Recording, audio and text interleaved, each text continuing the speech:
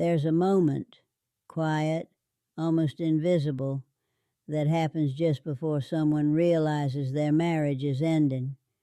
I've learned to recognize it. It shows up seconds before the truth lands.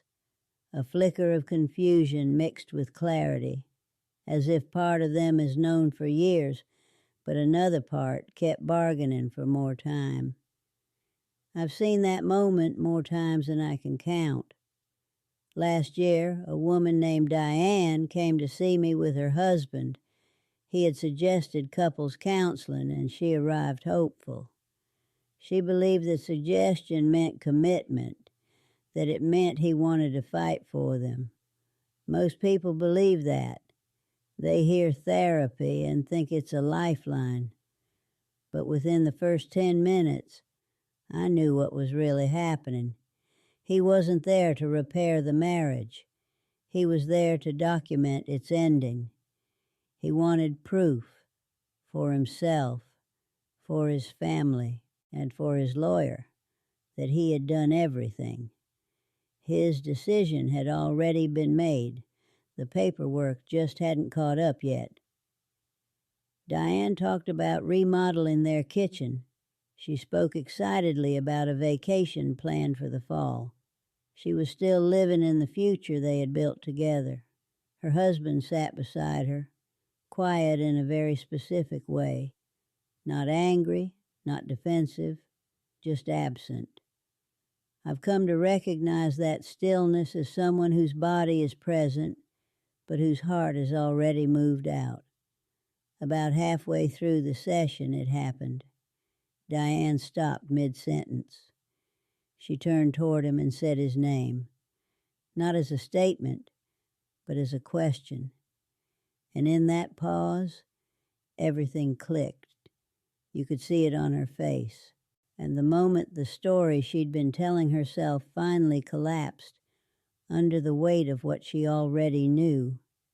I'm telling you this because there's something you need to understand, and most people don't realize it until it's too late.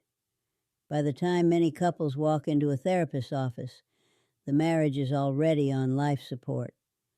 One partner, or sometimes both, has quietly decided it's over. They may not have said the words yet. They may not even consciously admit it. But emotionally, the decision has been made. Research shows couples wait an average of 6 years after serious problems begin before they seek help. 6 years of resentment stacking up. 6 years of unmet needs going unspoken. 6 years of small injuries that never healed, slowly turning into scar tissue. And scar tissue doesn't bend easily. I don't want that to be your story. And I don't want you sitting in a room one day, realizing the ending arrived, long before you notice the beginning of the decay. That's why I'm going to show you how to recognize the signs of a dying marriage, while there is still time to interrupt the pattern, not just mourn it. To do that, we need to talk about the man who fundamentally changed how we understand why relationships fail. His name is John Gottman. In the 1980s, he began studying couples at the University of Washington in what became known as the Love Lab. What he discovered wasn't based on opinions or therapy talk. It was data. And what that data revealed was both unsettling and incredibly precise. At first glance, the place looked ordinary, just a small apartment. Nothing about it suggested history would be made there. But hidden in the walls were cameras and sensors quietly recording everything that mattered. Heart rate, blood pressure, facial micro-expressions, even the exact language couples used when they disagreed. Gottman would invite couples in and ask them to talk about a real conflict in their relationship, not something theoretical, something unresolved. Then his team did something most researchers never attempt. They followed those same couples for years, sometimes decades, tracking who stayed together and who eventually divorced. What emerged from that data changed relationship science forever. Divorce isn't random, it's patterned. Marriages don't fall apart by accident. They follow specific, repeatable, measurable behaviors, and those behaviors show up fast. In fact, Gottman could often predict the future of a marriage within minutes of watching a couple interact. Once you know what to look for, you start seeing these patterns everywhere. In couples sitting across from each other at restaurants, eating in silence. In the way your sister talks about her husband with a sharp edge she doesn't notice anymore. And if you're brave enough, in your own living room. The first pattern is how difficult conversations begin. Gottman called it a harsh startup, and it's one of the strongest predictors of marital failure. A harsh startup means opening a conversation with blame, sarcasm, contempt, or accusation. Here's the unsettling part. Research shows that 96% of the time, the outcome of a conversation can be predicted by its first 3 minutes. Once those opening moments go wrong, and the rest of the discussion is already on a downhill track, a harsh startup sounds like this. You never listen to me. You always mess this up. What is wrong with you? I can't believe you forgot. Again. You're so selfish. Now compare that to a gentle startup. I need to talk about something that's been weighing on me. Can we set aside time to discuss our finances? I felt hurt when this happened, and I want to understand your side. Same issue, completely different doorway. One approach slams your partner into defense mode. The other leaves room for conversation. When a conversation starts harshly, your partner's body reacts before their mind does. Heart rate increases. Stress hormones surge. Their nervous system shifts into fight or flight before you've even finished your first sentence. At that point, they're no longer listening to understand. They're listening to survive. From that state, they're no longer listening to connect. They're listening to protect themselves. And once a conversation reaches that point, real resolution becomes nearly impossible. Now we need to talk about the most dangerous patterns Gottman ever identified. He called them the 4 horsemen, borrowing the term from the biblical symbols of destruction. Not for drama, but because when these behaviors become routine, the end of the relationship is no longer a possibility. It's a trajectory. The first horseman is criticism. Criticism is not the same thing as a complaint, though people confuse the two all the time. A complaint focuses on a specific action. You said you'd pay the bills this month and you didn't. Now we have a late fee. That's about behavior. It leaves room for repair. Criticism, on the other hand, targets identity. You never follow through on anything. You don't care about this family. That's no longer about what happened. That's about who your partner is. And when criticism becomes habitual, the message your partner hears isn't, I'm upset. It's, you are fundamentally flawed. No one can absorb that message repeatedly without reacting. They will either shut down, fight back, or quietly begin planning their exit. Because you're no longer saying, you hurt me. You're saying, you are the problem. The second horseman is contempt, and this is the most lethal of all. In Gottman's research, contempt was the single strongest predictor of divorce. Stronger than yelling, stronger than conflict frequency, stronger than anger. Contempt is what happens when disrespect enters the room. It shows up as eye-rolling, smirks, mockery, sarcasm with teeth, name-calling, speaking to your partner like they're stupid, annoying, or beneath you. The message underneath contempt is brutal. I'm superior to you. You disgust me. You're not worthy of respect. I've watched couples where one partner couldn't even mention the other without a slight curl of the lip or a tightening around the eyes.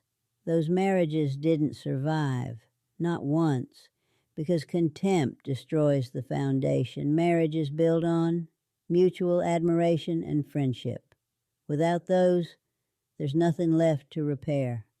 And here's the part most people miss. Contempt doesn't appear overnight. It grows slowly. It's fed by resentment that never gets spoken, disappointments that get swallowed, years of feeling unseen or unappreciated. By the time contempt shows up on your face, it's been living inside you for a long time. The third horseman is defensiveness. This one feels justified when you're inside it. Defensiveness is what happens when you feel accused and immediately shift into self-protection. Instead of listening, you explain, you counterattack, you redirect blame. It sounds like, I only did that because you always, well, if you didn't nag me all the time. That's not what happened. You're remembering it wrong. Even when there's some truth in what you're saying, defensiveness shuts the door on resolution because the message it sends is clear. I will not take responsibility. Talking to me about problems is pointless. Defensiveness is blame wearing a disguise. And over time, it teaches your partner that bringing issues to you only leads to frustration, not change. The fourth horseman is stonewalling. This is the final shutdown. Communication doesn't explode, it disappears. Stonewalling looks like silence, one-word answers, blank stares, walking away. Being physically present but emotionally gone. It's the moment when someone checks out completely. People don't stonewall because they don't care. They stonewall because they're overwhelmed. Their nervous system is flooded. Their heart rate is elevated. Their body has decided it's no longer safe to engage, so they retreat. But from the outside, stonewalling feels like abandonment, like indifference, like punishment. And when one partner shuts down while the other is still reaching, the emotional distance grows fast and quietly. These four patterns don't just damage marriages. They predict their ending. And the most dangerous part is this. Most couples don't realize they're using them until they become the default language of the relationship. So they shut down as a form of self-protection. Their nervous system is trying to survive the moment. But here's the cost. Stonewalling doesn't feel like self-protection to the person on the other side. It feels like abandonment. From your partner's perspective, they're reaching for you. They're trying to connect, to fix something, to feel less alone in the problem. And instead of meeting them, you've turned into a wall. Silence, where there should be engagement. Distance, where there should be effort. To them, it looks like you don't care enough to even try. And that cuts deeply. Men tend to stonewall more often than women, largely because men, on average, experience stronger physiological stress responses during conflict and become emotionally flooded faster. But this isn't a male issue.